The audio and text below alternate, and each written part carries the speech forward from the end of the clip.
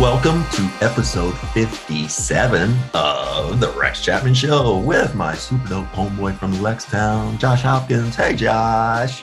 What's up, Rex? What's happening, baby? How's Brooklyn? Brooklyn's good. Are you home, or are you in Austin home? I'm in Austin home. Yes, okay, I'm not in Austin Kentucky home. Not Kentucky home, but I'm still repping. Yeah. Still repping. Always repping. Either way. Yes. Our Kentucky Wildcat football team is 3-0. If I'm not mistaken, Carolina's football team is 3-0, North Carolina.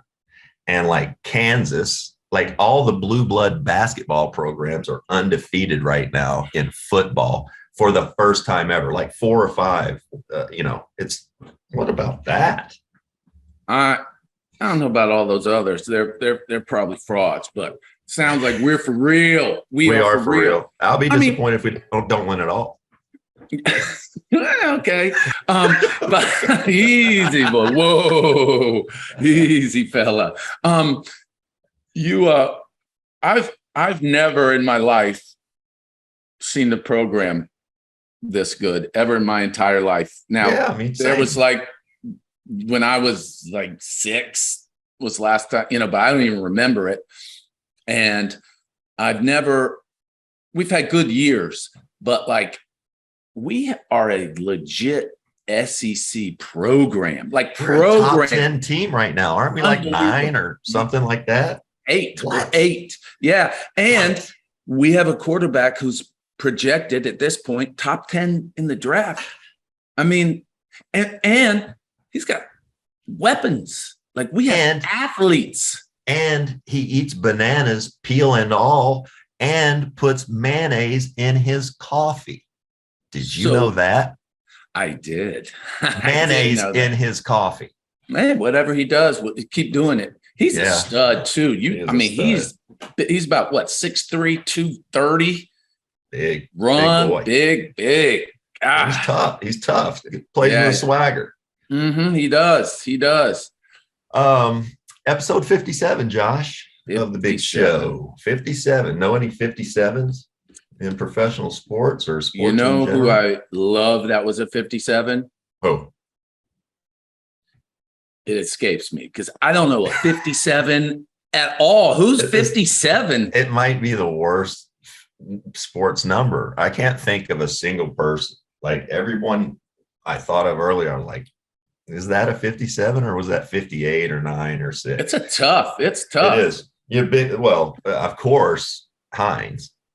Hines 57. Yeah. Was he a tight end, Hines? He was. Hines 57. I remember a rap lyric. Anticipating like a bottle of Heinz, no ketchup. No, anticipating like a bottle of Heinz, ketchup, no ketchup because you fell behind. There you go. There's our 57. I always like that line. Josh, book club. Yes. Did you have time this week? Read anything? I did have time. What? Okay. Yeah. I had a little time on my hands, but I didn't read. So no, I didn't. What about, did you have anything for our fans out there for book club? I actually did. Read quite a bit last week. Fun. Yeah.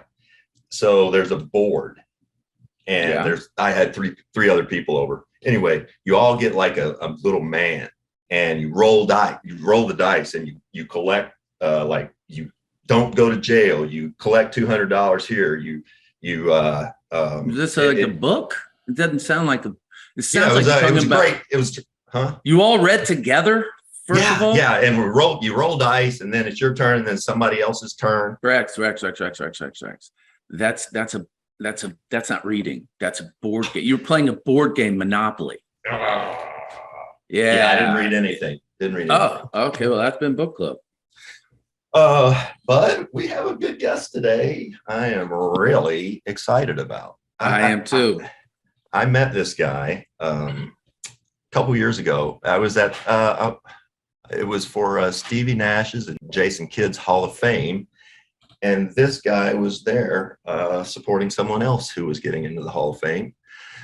Today, Josh, let's welcome Naismith Coach of the Year for the Providence Friars, 313 wins all time, second all time with 220 wins for the Friars, 6 NCAA tournament appearances. We welcome Coach Ed Cooley. Welcome, Coach. Good morning. Good morning. Thank you a lot for having us on. I do want to make a quick correction, though. Given that the pandemic year cut my team short, cut the world short, it would have been 7 NCAA tournaments. I just want to put that on blast. I like it. I want to put that, we were as good as anybody in the country coming down the stretch. I want folks to know that team did not get the love that they deserved because we started out like a house on fire. We were terrible early, and those young men picked it up. And I'm so proud of that group that no one ever talks about anymore. So I just wanted to make sure I got that out there. I'm with you. Yeah, and before we get started, I said it earlier. Congratulations on last year. I mean, I was pulling so hard for you guys, and you had such a great year. So defensively tough, grown men is we did. That's the fun part for me. It was kind of throwback college. But on the pandemic year, we were pretty good too, Josh. We were getting pretty good at Kentucky. We were rolling at Kentucky. We were rolling at Kentucky that Coach, year. We're homers. We're homers, Coach. We're both from Kentucky, and we were homers. We were good. I'm home too. I'm from Providence. I'm from the Yes, you are. That's one of home, baby. Yeah, baby. That's one of the things I want to jump right in. Like, what's that feel to end up as the Providence coach? I mean, that's like, I don't know, Rex going back to Apollo High School and being the principal. Like, what's that like being your hometown? Like, Rex, you went through a homegrown. I dreamed of one day playing at Providence College. I wasn't good enough. Quite frankly, I wasn't good enough. My high school team, we were really, really good. We won back-to-back championships. We, in the floor of which I now coach on, we won championships on that. Wow. We won 55 to 60 straight games. I just wasn't good enough, but I dreamed. I had a ball and a dream, man. Like, I want to play for Providence College. I remember seeing, Billy Donovan out there, and I remember Otis Thorpe and Billy Fields, and the coaches that have come through here. Rick. And, Coach Pitino, ironically, my first ever Big East win as the head coach at Providence came against Louisville against Rick Pitino. Wow. I mean, it's like a storybook in the arena that I used to sneak into, being from South Providence and living it, and now to walk in that back door every day with the smell that is still familiar with, opportunity, and hiding behind the box that is not there anymore. It was an old school 2x4 with plywood where they used to film the games. And I would hide behind that and just sneak out and watch the Friars play. And I can hear, and it's still in my bone and in my blood, let's go Friars. And the fact that's great.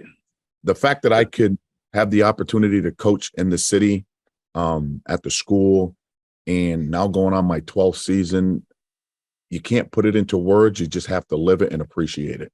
Wow. Oh, it's beautiful. Coach, I used to sneak into Memorial Coliseum at Kentucky when I was a boy, and I'd watch them practice and do pickup games there and stuff. And I'd sneak it. It just brings it back to me, the smell, everything, the love of the game. I used to sneak in there and see Rex, play these games. And if I went back there now, went through the back door, they would kick me straight out.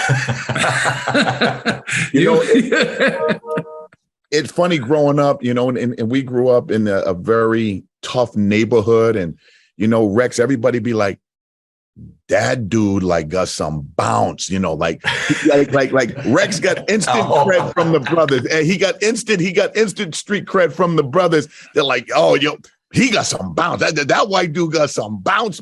Like, oh, yes, my he did. Seriously, that was like back in the day. I'm like, Rex could hang out in the hood with us all day. That's crazy. So crazy. Coach, but for real, it wasn't overcoming the adversity that became part of, your life growing up. The 6th of 8, 9 kids total. Yep. Food problems, drug problems, all throughout. You were focused on basketball. How's that molded you and your mindset throughout the years? Like we talked about, and everybody that listens to this, we all have our tough battles. We have inner demons, outer demons, thoughts that sometimes don't align with success. There are things that we're not proud of, yet, shame and guilt is a secondary emotion. You got to move forward. And what I saw growing up was something that I didn't want to be. What I saw in the street, what I saw and listened to, it just was, I wanted to be different. I'm empowered by sport, because sport is an equalizer on whether it's gender, whether it's color, whether it's religion. Everybody's on the same boat, rowing the same way, trying to accomplish a mission. And to me, winning, I love winning. Like losing to me is like the worst thing since sliced bread, yet you learn from it. You can grow from it. And how do we get better from it? So there's a lot of things that I went through, but it's helped shape the man that I am today, the father that I am today, the husband that I am today, and the person I am today. And it all starts with gratitude and appreciation. The ethos of my being is to be appreciative, to say thank you, and always give back and not think you're better than or, stand out from anybody, be part of something and grow together versus being separate and doing your own thing. Steph Curry's record-breaking three-pointer, Jason Tatum's buzzer-beating alley-oop, Ja Morant's poster dunk. NBA Top Shot is where the greatest moments from NBA history are turned into officially licensed digital collectibles. NBA Top Shot has evolved trading cards by making it easier to buy, sell, and collect by removing the hassle of grading, shoe boxes, and shipping fees. You can buy or sell moments in a few clicks and access them at any time on your phone or computer. Your collection is always at your fingertips. Start collecting Top Shot moments in any way you want. Collect rookie moments from future stars like Evan Mobley and Cade Cunningham. Collect throwback moments from former NBA stars like Shaq and Allen Iverson. Or collect moments from your favorite team to gain access to exclusive perks. Grab your starter pack today, and Top Shot will give you $20 back to start your collection and pick up some of your favorite moments in the marketplace. Go to about.nbatopshot.com/bballnews and get in the game today. Did you set out when you picked up a basketball? Were your dreams to be a college player? Were they to be a pro player? I thought I was Dr. Day. Okay. Or when did you realize, okay, well, maybe not the playing, but coaching. Now that's what, when did you figure out that, leading people and trying to do something bigger than yourself, that was going to be your thing? Honestly, I think I've been blessed with an it factor with leadership. I'm religious. I do believe in a higher power, and I was a follower, but a follower of the right leaders. And I always thought I can lead. I've always been the captain of every team I've always been on. I was the president of the student council. I've always wanted to lead because I've seen so many bad leaders. Like, I don't want to do that. Like this one here, they're terrible. Or, everybody knows it. Everybody knows a bad leader when they see them. Like seriously. I was inspired by teachers. Teachers changed my life. And I would see what the good teachers did and how they motivated and how they inspired. I was a high school teacher for 2 years. I liked teaching, but I loved coaching, and having the opportunity to get into coaching at the Division I level, where I started off as a Division III volunteer, then a Division II, coach, and still teach. And then the restricted earnings position at the University of Rhode Island. It's a process of development. And you got to be with the right people at the right time and get a little bit lucky. Coaching is just something that I always wanted to do. I knew I wasn't an NBA player right when, Coach Pitino gave me a 30-second, unofficial visit. Coach Skinner gave me a 2-minute unofficial visit at Rhode Island. I'm like, okay, I guess I suck. At least you got the visit, Coach. At least you got the visit. But you know what? Stonehill changed my life as well. Stonehill College wasn't a very diverse population. And I say this all the time. I never met so many white people at one time at a place where what was that like? I mean, it's culture shock, but what was that like for you initially? Okay, so I'll put it this way, and I say this a lot.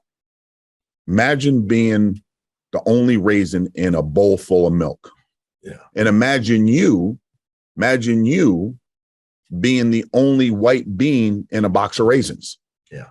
How comfortable are you going to feel in that? So what I learned from that is really, and I talked about this the other day, is it's okay being different.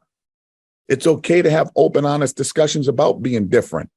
But I was afraid, and I like I talked about, I would listen to, my LL Cool J, I would listen to, Earth, Wind and Fire and Run DMC. Yet when I went to Stonehill, I remember being at a Jimmy Buffett concert, a YouTube concert, a Pearl Jam. I'm listening to, Brown Eyed Girl. I'm singing Frank Sinatra. And I'm appreciative of that because I couldn't have grown through what I've grown through if I didn't have that experience of being different. And as I sit in the seat today and I walk in some of these meetings, I'm still one of very few minorities that are in that room. So the more we can have open, honest discussions about race, about gender, and about equality and diversity, it's okay. And a lot of people get uncomfortable when you start talking about race. Whoa. Yeah. Not me. I'm going to embrace that conversation because I like making people feel uncomfortable because it makes them comfortable when the conversation's over. Well, you're with the right guy with Rex. Yeah. If you see on this Twitter, both of us. But you've got a million followers and you don't shy away from it at all. And you've been where he's been. You've been the milk with you've been on teams where you're the only white guy and the diversity you've learned. And I feel sorry for people that are never in a situation like that, that don't learn about other cultures. Yeah. I was lucky to get that experience playing AAU ball with my buddies from 8-9 years old. Mm-hmm. Now I went to a predominantly white high school and I played against all those guys, all my other teammates on the AAU team played against those guys all the time. So I grew up not, I didn't really feel culture shock at all if I was the only white guy or one of few white guys. What Coach said, I find fascinating. What he said is what a lot of the young men that go to Kentucky, Josh, that they feel is because they're coming from New York, from LA, from Chicago to Lexington, Kentucky to spend the next few years. And that's the first time they've been in that situation. Yeah. So I think that's wildly important for you to add, Coach. Thank you. Oh, no, it's important for them to embrace it because I appreciate where Stonehill is now. I appreciate that they are more diversified, that they are more inclusive to, young men and women who are being different. And let's talk about it, and let's not shy away from it. It's society. It's the world. It's what we deal with. And I'll go back to what we talked about earlier when we first got on this, Rex. Like we always say, Rex can get a hood pass. You know what I'm saying? Yeah. That's real conversation in the street. That, average person, well, what does that mean? And it's so comfortable to say, no, it's not. Not if you live in the world that we live in. Yeah. It's very common. It's very common. And when those young men and women go to Kentucky that come from a predominantly community that just is them, they will grow more and more in ways that they don't know until they're in it. Absolutely. Coach, you talked about just quickly, you talked about you taught, for a couple of years, as many coaches have to do in high school and things, and you taught history, correct? Yes. I appreciate you knowing that. Is there something you learned at that point that you were teaching that you've taken with you, or is there a historic figure that you've thought about, or what did you learn from teaching history? That the kids are smarter than I were. That's a valuable lesson. Honestly, so I inherited a couple of classes that were AP and honors courses. I was fortunate to get the job. I'd student taught there, and then the person who was in charge of those classes passed away, and I took their classes, and I knew right away, I think I was in over my head with respect to just content and knowledge content. Oh, wow. So I was like a paragraph ahead of them. So what I did was I put them all in a team. I had 6 groups of 5 or 6, and I had a reader, a writer, a general manager, a question asker, and we collectively taught one another. And that was something like, I'm like, I can't get up in front of a board and tell these kids something that I'm uncomfortable with. So let's learn together. So what I got from that is I was coaching, yet I was coaching in a different light. It wasn't about execution of thumb down or, chest swipe.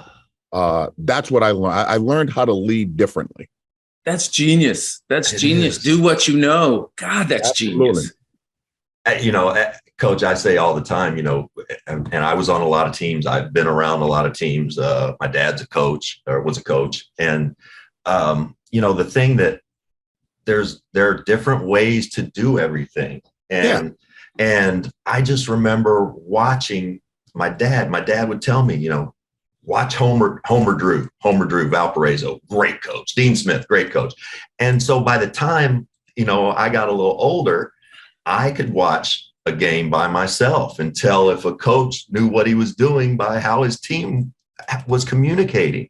It was just coaching and leading is something that it's not, I don't think that I can do it. Has there been anybody in your past that, coaching wise, that really set an example for you?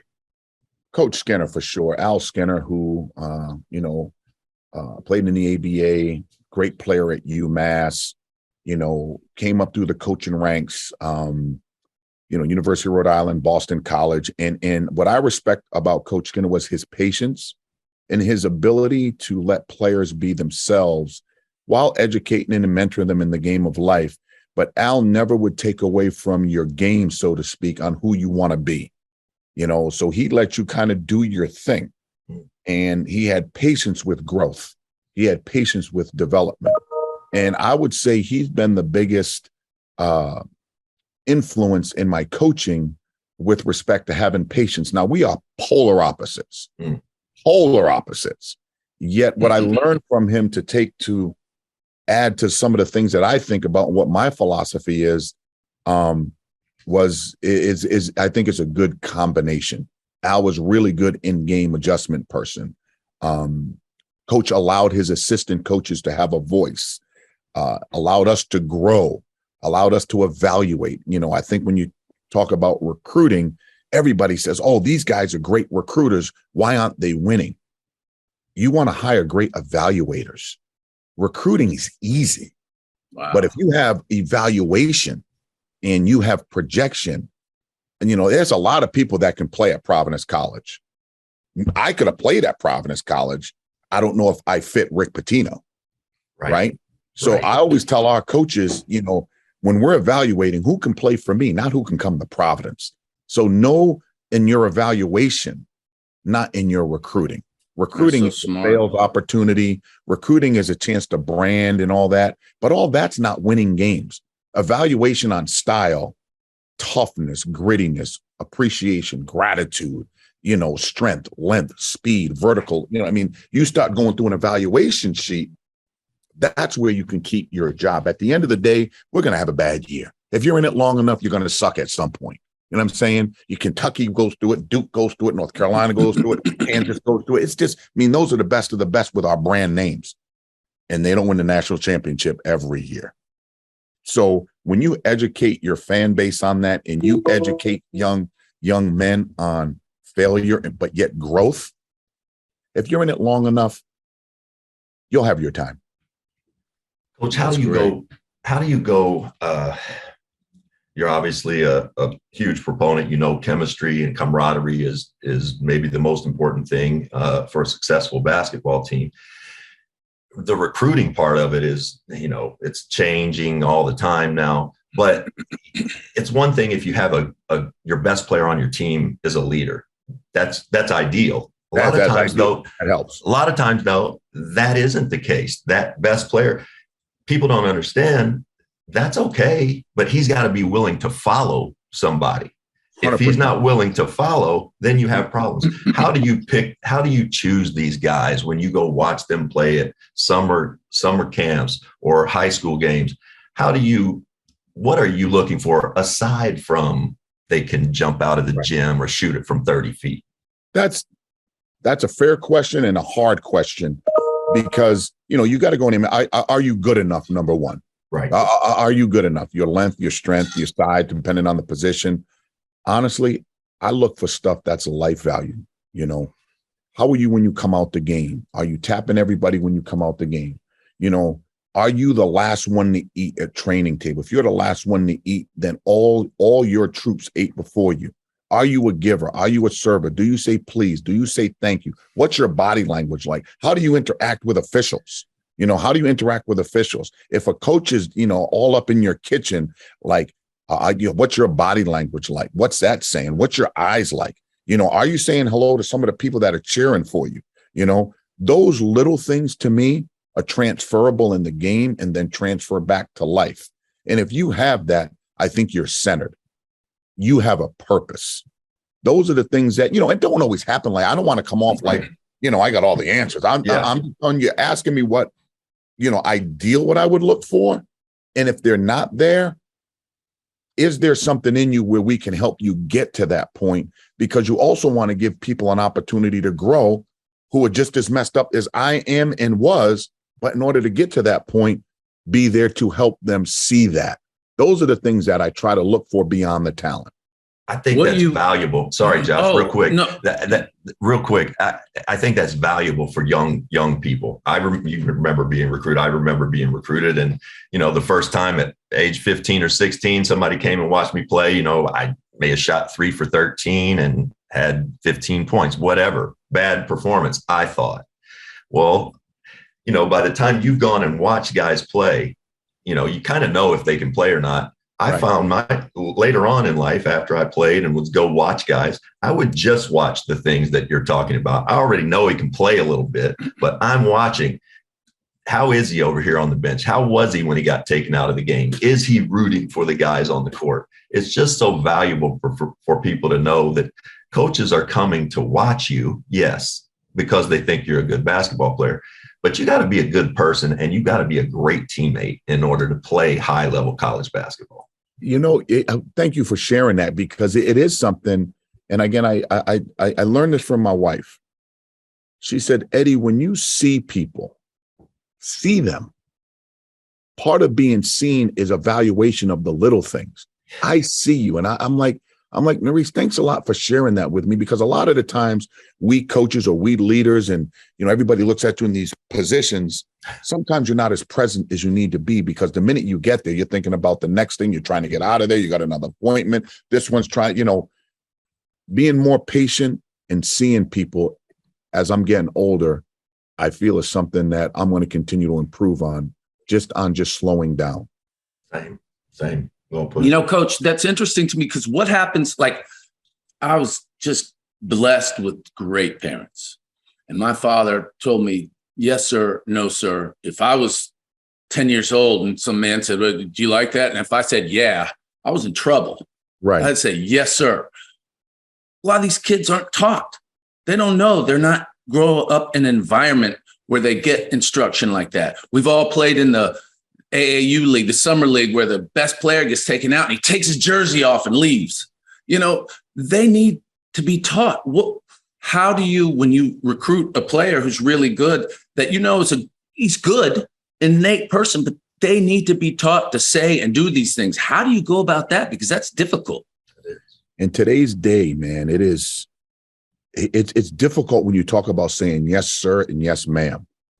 That can be looked at totally. Oh, that's right. Wow. I, you, he, so she, different. We, you, they is our culture right now. Oh my God. What do you say? Yeah. I was the same way. I was like, yes, ma'am. No, sir. Yes. Not, you got beat across the back of your dome. So I think you just meet people where they're at. Hello. Yeah. Hello. I mean, yeah. Because you can't identify somebody on what you're seeing versus what today is. it's just, I don't do that anymore. I put it this way. I try not to. Because I always want to be respectful. And if you have a young person who is not what you want them to be up front, have you done enough intel in your evaluation to know that, okay, we can help this person? Okay. Right. Many of us didn't have two parents. Many of us were single parents. Many of us, the streets raised us. Yeah. I like somebody with a PhD in common sense than a PhD in, biology. And if you put this chemical together, but can't walk in a room and identify the room, can't walk into a situation. So give me a PhD in the street, man. Give me a PhD on field. Give me a PhD on some shit. Yeah. I mean, like wiggle in your game. Yeah, a little finesse. Show me something. Yeah. Again, a PhD in education is amazing. Yeah. I mean, I wish I had one, yet that doesn't mean you're very, very smart in life. Yeah, a lot of different intelligence. I've met a lot of brilliant, dumb people. One of speaking of which, I don't know, Coach, if you remember a guy named Brett Barrett. Brett passed away a few years ago. Okay. Yes. Brett and I good friends. This is it. I'm going to try to make this quick. Brett was a McDonald's All-American. He played at Kentucky. He played behind Sam Bowie and Melvin Turpin. And Brett and Joe B. Hall had a notoriously terrible relationship. Brett was a smartass. He's also a genius. And he was constantly getting under Joe B's skin. Well, Brett wasn't playing much and was complaining to his dad about it, his own dad. His dad came in to talk to Joe B one day and see what was going on. Why isn't Brett playing more? And Joe B pulled up a video. He said, watch this. And so Brett got a rebound. He outlet it, kind of a semi-fast break, outlet it to the point guard. Well, the pass got run through on the other end. Mm-hmm. And as the guy's coming back down, Brett is bending over at the free throw line, tying his shoe. And the kid went right by him and laid it in the basket. Brett never saw it. And Brett's dad got up in front of Joe B and went, okay, thanks. And that's an awesome story. That's great. That's an awesome story. Great. Yeah. But hey, Coach, by the way, he's genius. He's a genius person. Happy birthday, Coach. It's Virgo season, y'all. It's Virgo season. September 10th, right? September 10th, 1969. Yeah. I got another year under my belt. I can't believe I got to this, but I'm here today. Yes, sir. Yes, you're a year and 2 days older than I, and you look 6 years younger than me, so I don't like that. My body don't feel it. I'll tell you that. My body don't feel it at all. Hey, Coach, as a trailblazer in Providence College history, and as the first Black men's basketball coach, how have you used your platform to continue to advocate for minorities to hold positions? Well, you know what? I try to do as much as I can like we're doing here. I make sure I talk about race a lot with respect to opportunity. It does make people get uncomfortable. Yet as a young man growing up, loving the game that has changed our lives, the game that has brought me around the world, that has given me a profile, we got to get back to this game. This bouncing ball that has made us who we are. It's our identity. We don't always want it to be, but let's face it, it is. When I talk to programs and people, give everyone an opportunity, not because of what they look like, but who they are. And when I look at the Big East, 7 of the 11 coaches are minority. When I look at the Pac-12, that has, I think, 0. You know, I mean, it's tough. It's weird. I could be, I think I could be wrong. Yeah. And, got to fact check me. I use that platform to let everyone know, just give an opportunity. I was the first African-American coach, first Black coach at Fairfield. Coach Skinner was the first Black coach ever at Boston College. And I think if you have that, you got to continue to share it. And again, some of it you got to fit there too. You got to fit at some of these places. But giving given the opportunity at Providence College, and I say Bob Driscoll, who was the athletic director, now Steve Napolillo, who's doing a great job with the president, Ken Sicard. Yo, man, just give me opportunity. That's all I'm looking for. But you got to be in position to have that opportunity. I don't want to just give something where it's not earned or deserved. Have you worked for it? Have you gone through the process and development? It's not just getting the job, it's maintaining the job. Because if they're not ready, you're doing them a disservice then. Well, you're going to fail. You're setting up for failure. Yeah. But in saying that, though, are there institutional things in place to help you succeed? Right. To help you succeed. You know what I mean? Like, you have to have things in place. You can be the greatest coach, smartest person, but if I believe administrations win championships, I'm a big believer in that. Coaches win games. Administrations win championships, and then beyond and beyond. That's great. And that's like, if you're supported at an elite level, that's big time. John Thompson was it was Nolan Richardson, John Thompson, John Chaney, and George Raveling. When I was in high school, I graduated in 88. In 1984, 83, 82, I may be missing maybe Big House Gaines, but those were the only people that we as Black men, let alone a Black woman, who did they aspire to be? Honestly, nothing against Joby Hall and Dean Smith and Coach Knight. They don't live in the world I live in. They don't know what, they don't know what it is where, and they may in their life, but I'm just talking about as a young Black man. I don't want to be like them. Why would I? Why would I want to be like Dean Smith, who probably is one of the greatest minds in the history of our game?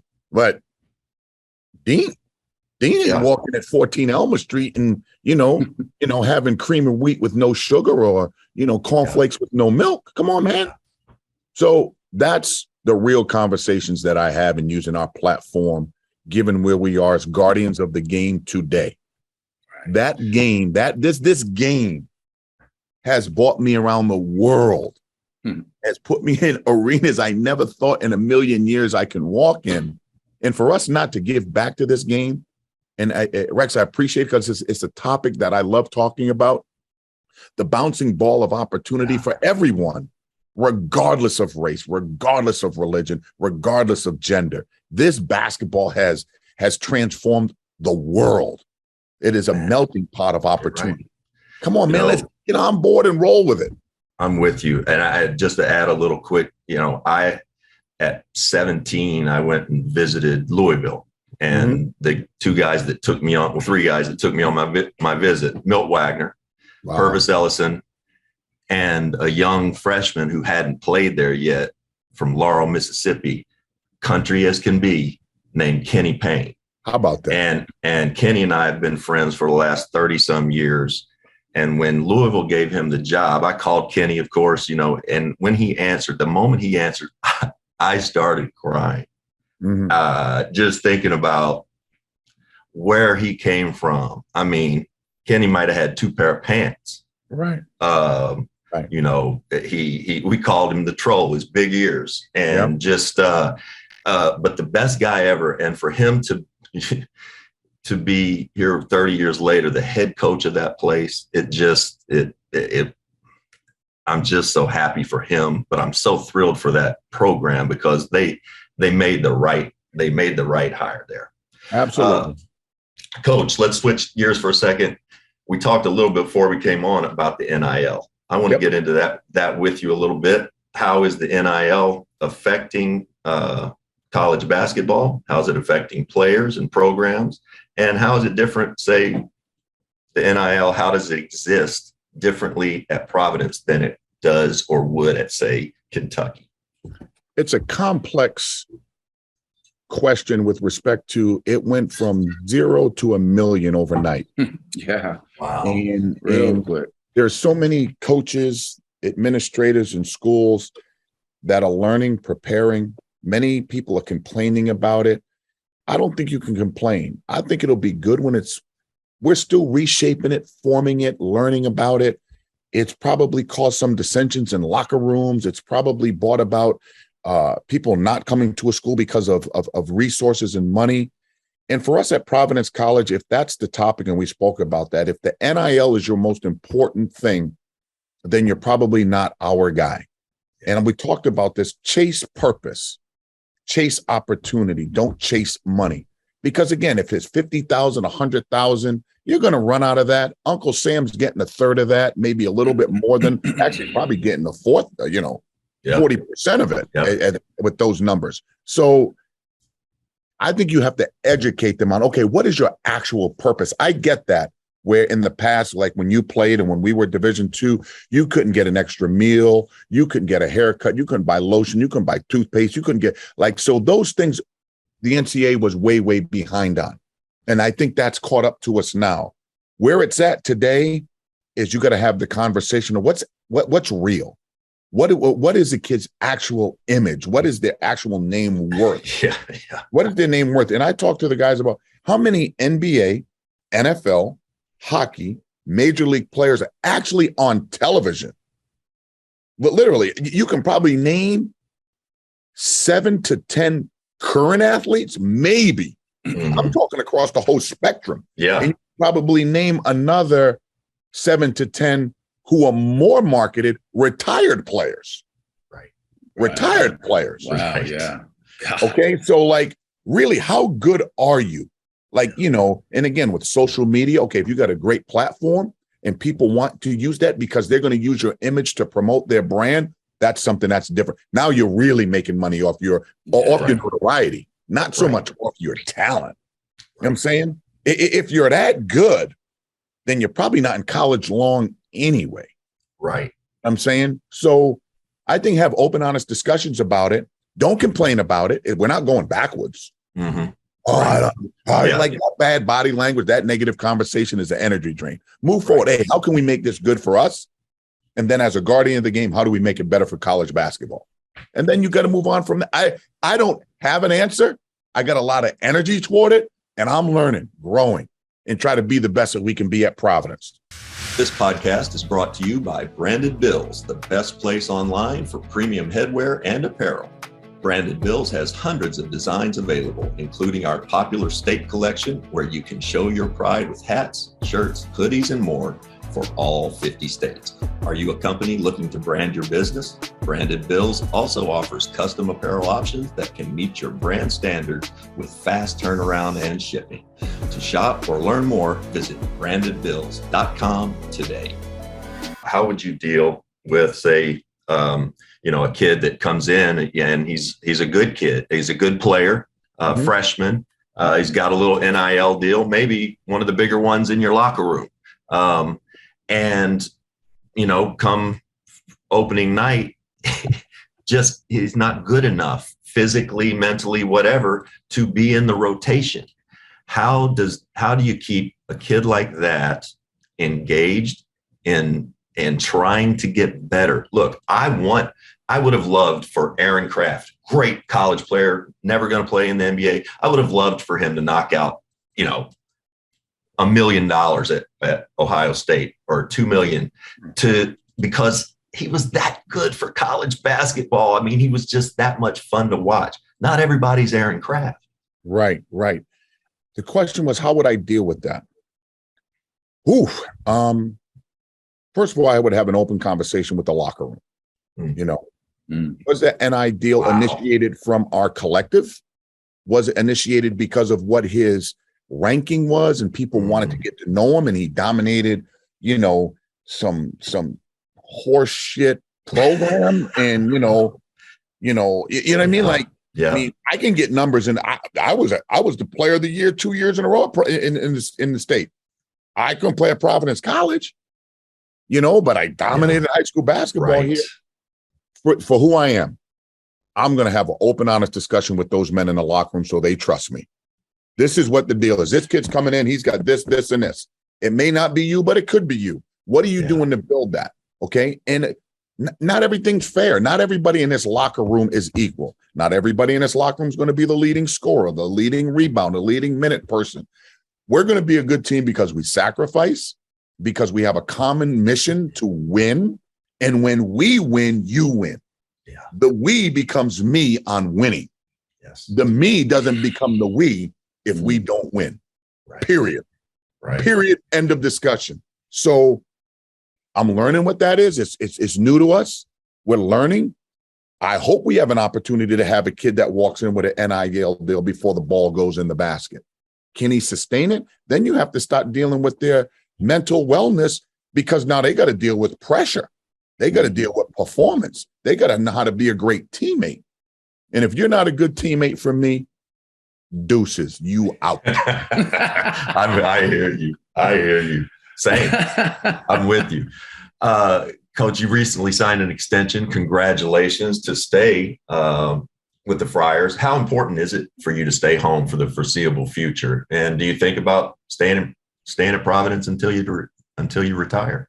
It is my goal to retire from Providence College as the best coach in the history of Providence College history. That is my goal. Will I ever get that? Don't know. There's some great coaches here, Hall of Fame coaches. You know what I'm saying? Just for my own personal being, I'm grateful and appreciative to Providence College for hiring me. I'm grateful for the things that they've done to change my life.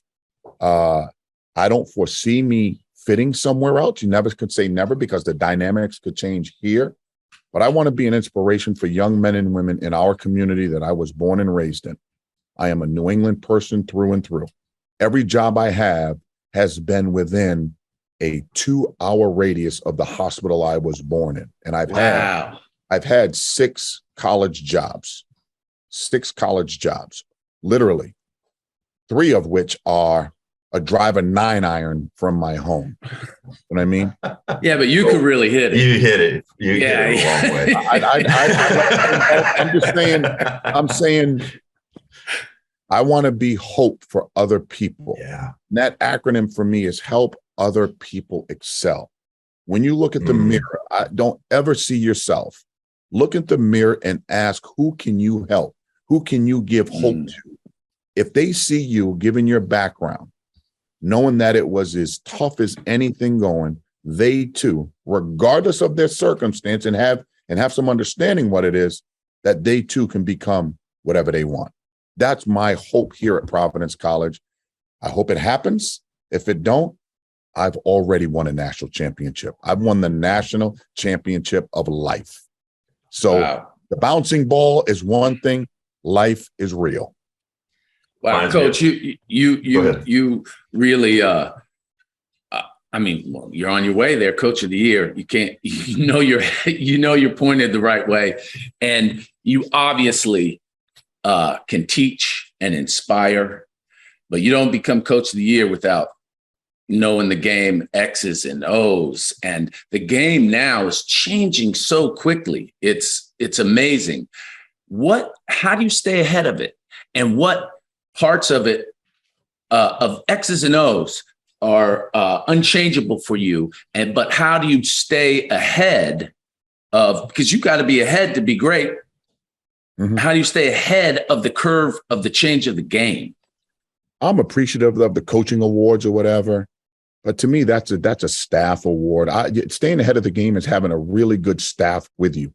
I feel our staff is undervalued, whether it's because of my individual profile. I like to laugh and have fun, outgoing. And I think that swallows up the staff sometimes. Jeff Battle, Brian Blaney, Ivan Thomas, Kevin Kerbeck, Bob Walsh, LaDante Hinton, who now is on our staff, who I recruited as the first ever player. Wow. I coached here. I mean, he was my first ever recruit from Lansing, Michigan. It's on the staff. That's great. I don't think our staff is recognized enough because that's why we have an opportunity to be good year in and year out. Our continuity amongst the staff, our openness, their knowledge is unbelievable. I'm constantly asking them, hey, what do we got to do? What do you see here? What do you see there? Do we got to change our ball screen coverage? Hey, our ball's not moving enough. The ball's sticking.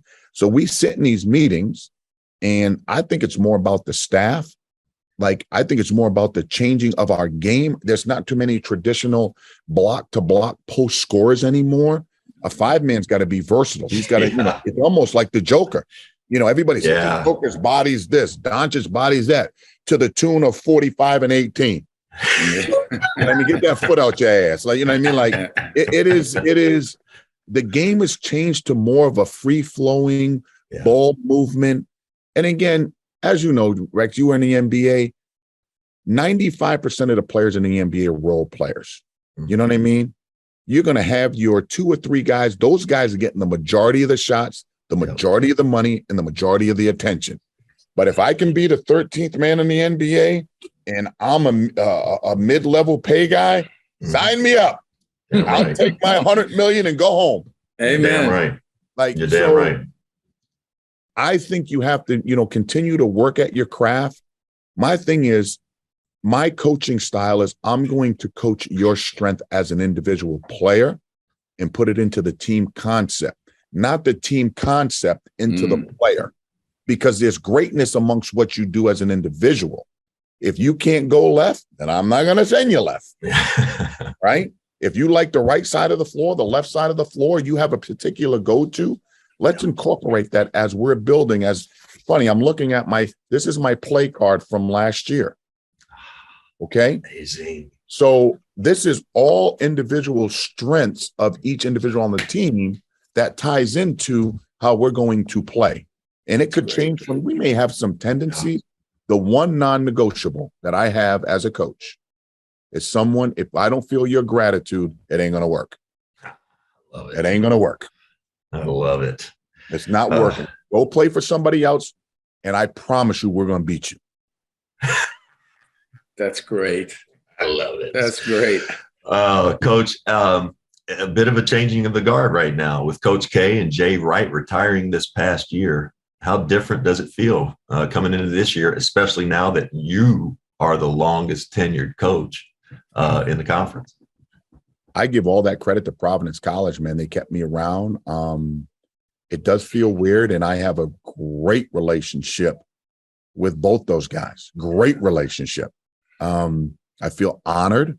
I feel I got to continue to do the right things to, be one of the leaders in the Big East, be one of the leaders in college basketball, be one of the leaders as one of the, minority coaches at this level. I'm going into my 29th year of coaching. Wow. That's hard to believe. I promise you, Rex, I don't want to be a lifer coaching. I don't. I think there's more to life than calling a timeout, recruiting, and watching the ball bounce. I'm a father. I'm a husband. I love to find balance. The fact that Jay Wright walked away at the top of his game reminded me a little bit of Barry Sanders. And you see the fulfillment of Barry Sanders. Jay being 60 years old at the top of his game, good for him knowing when enough is enough to reinvent himself doing something else, while also being an ambassador at Villanova, and also doing something that maybe he wants to do that he and Patty can go out and do, without the pressure of winning, the pressure of performing, the pressure of being Coach Wright. Right. Just be Jay. Yeah. At some point, I just want to be Ed. When is that? Don't know. But I can tell you what, I won't be a lifer on the sideline. What will you do? What will you do? Do you have a couple things that you kind of go, maybe something like that? I want to do television. Well, all right. Then check that one off. Check that one off. You got that one. I want to be a speaker for homelessness. I want to be a speaker for young men and women who have grown up tough. I want to give back to the food banks of New England. I want to be an ambassador for Providence College. I want to hang out and travel. I want to try to spend some of this money that they're paying.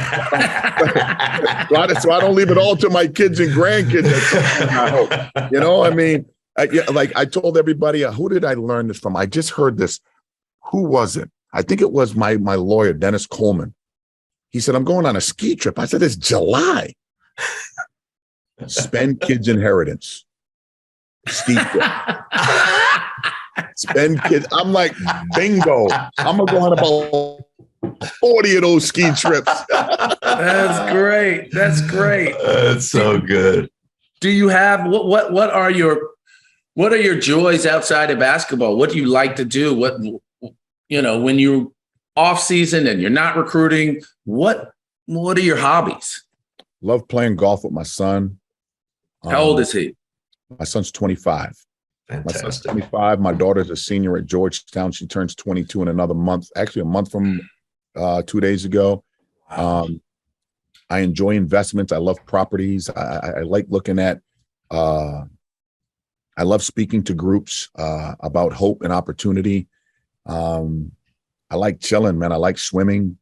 I enjoy being around my friends. Yeah. I just enjoy life, man. Like, don't take yourself too serious. You know, you're not that important. You're really not. You're not that important. Think about someone else. But I enjoy traveling a little bit. You know, sometimes you get a little tired because we do it for a living. But enjoy seeing other countries. Just try to live. What is a normal life? I don't know what a normal life is. I don't either. Like, what's normal? Supposed to make it up as you go, I think, a little bit. So those are the things. Those are the things that I enjoy. Coach, what's your favorite movie? I got a couple of them. Shawshank. Today, yes. 28 years ago today, Shawshank came out. Also, did you know it was a failure? Today, it was a failure. The anniversary. It was a failure on that. I swear, I woke up and saw it today. That's what he does. But you know, it was a commercial failure in the theaters. So nobody went to see it. Shawshank. Trading Places is up there. Yeah. Caddyshack is up there. I was Agent Orange. Animal House is up there. Yeah. You know, like I'm into these like Netflix shows and stuff. Same. I like Murder, Death, Kill. Like in the first, like I need energy out the gate. I can't have some slowly walk. I need somebody like, what the hell just happened? Same.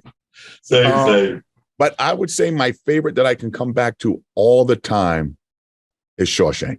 That may be my favorite. You know, Red. I've been known to get things done. You know. Yeah. How about? I remember the first time I saw Andy Dufresne.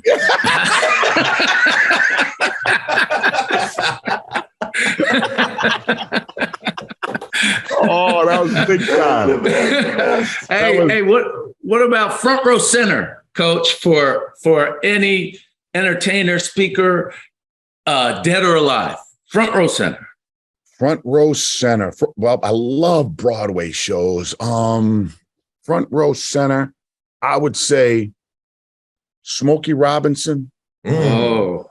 I would say Luther Vandross. Oh, yes. Little Teddy P. Turn off the light. You got what I need. Oh, that's a great question. Those would be mine. Those would all right. Those, you know, those would be. I would, you know, one person I want to meet in my life in person. I want to meet two people. I want to meet Oprah Winfrey, and I want to golf with Barack Obama. You know, I'd like to do both of those with you. I want to do it. So, you know, can you please send this to them? You know, sure. Oh yeah, I'm sure they watch. Those are two people I am totally inspired by. I have a couple friends who have done that, and I'll drop that little tidbit to them. So it's like a bucket list of mine. There we go. I've said it from my whole life. Like, I'm inspired by their courage. Yes, same. And I would like same. I would like to steal some of their courage and their wisdom and their knowledge in person. Absolutely. Coach, I can't thank you enough for this. This has been amazing. We're going to let you get to your stuff, get to your players, get to your program. It's going to be a great season for you. I know it. Please come back sometime, maybe during the season, if you're not too busy. I'll just tell Arthur, I promise you I got your back. I'm grateful and appreciative for this opportunity to spend this moment with you. I've learned a lot. I'm looking forward to us continue to build our relationship. Much love, Coach. Thank you. Much love. Coach, thank you for doing this. I'll be pulling for you all season. Appreciate you, man. Thank you. Josh, how about that? You were right. Yeah. You were right. We talked about it last night. You said he's going to make us feel like shit about ourselves because he's going to be so together. And he was. When are we going to change the name of this whole podcast to two fucking dipshits and smart people? Two guys who never learn to be better, even though they're presented with a chance every week by brilliant people. Two undisciplined guys bringing on disciplined people. Two guys that feed each other more shit. Two guys that shouldn't be friends because they hold each other down by being dipshits and enabling each other's bad behavior. Yes. Man, he was brilliant. Oh man, another guy, like, you know, it reminds me, way different kind of people, but similar in very many ways. Scott Drew, who coached at Baylor, you know, you talk to him for 10 minutes, you want to go play for him. Yeah. You talk to Ed Cooley for 5-10 minutes, you want to play for that guy. I just cannot, you know, he comes in your living room with your parents, and I mean, everyone's sold. Yeah. You know, I mean, there's a man that you want to go learn from with character and inspires people and has come so far. I mean, how do you not want to go play for that? He's recruiting, you know, this last year, he had a top 10 type team that he built, recruiting kids to go to Providence College. Yeah. Imagine if he was at a school with a bigger name, because the only reason he's losing players to other programs is because maybe they have a bigger profile. Sure. He's going in and he's getting really good players to come and play at Providence, and he's really built something. Anyway, that was fun, buddy. That was a great time. Thank you. Thank you. Thank you. Thank you. Let's do it again next week. Sounds good. That was episode 57 of the Rex Chapman Show with my super dope homeboy from the Lextown, Josh Hopkins. We'll be right back here next week, powered by basketballnews.com.